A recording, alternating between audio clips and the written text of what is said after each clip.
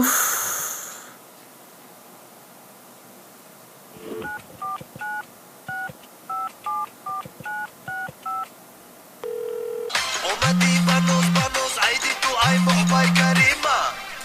الو جان، ساعت 8 شد. کجایی؟ خالی جان، کیه شما؟ کجا زنگ زده استین؟ نفهمیدم. شما سعید جان هستین؟ نه، من اویلش میشم. کیه شما؟ چه خیلی اویلش؟ این نمیخه اویلش میشم. ما از سعید جان نگفته بود که اویله داره. شما ای با نمیدونه شو یا کسی دیگر را میکشین میگیرین.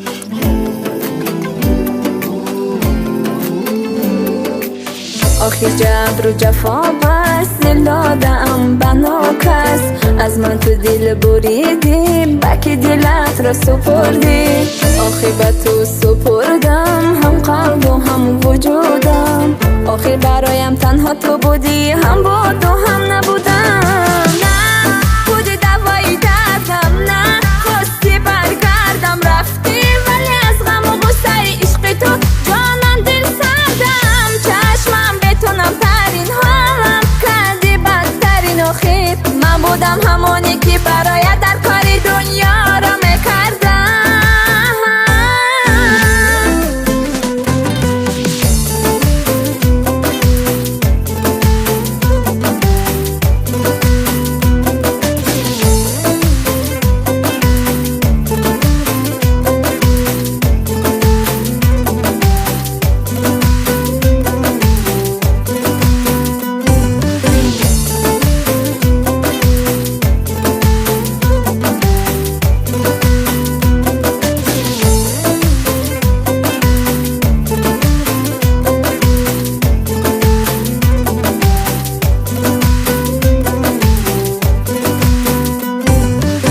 دلش از دلم دور شد و حالا عشقی من از سر از پرید از من رفت آخر به وفا نالا هما گیره هما ندید آخر که چند وقت گذشت من ندیدم سری رویش حالا من حس میکنم همان عطری مزدی بویش نه بودی دوایی دردم نه خواستی برگردم رفتی ولی از غم و غصه عشق تو جانم دل سردم چشمم بتونم ترین حالم کردی بدترین آخر من بودم همونی که برایت در کاری دنیا را میکردم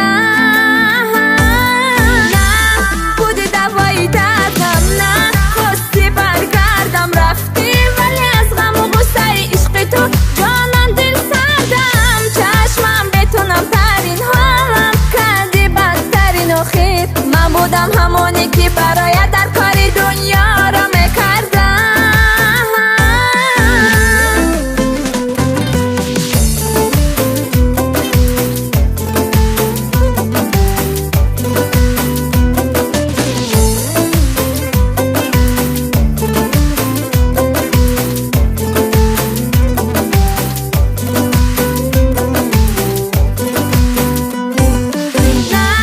بودی دوایی دردم رفتی ولی از غم و غصه عشق تو جانم دل سردم چشمم بتونم ترین حالم من بودم همونی که برایت در کاری دنیا را میکردم zifostudio.com جان ما همشم میفهمونم چی را میفهمونی؟ جان ما همشم میفهمونم نه قبل دست من دروغگو نگفتی چی با نگفتی اویله داری؟ حیاتی مرا سوزاندی دف شوی نظرم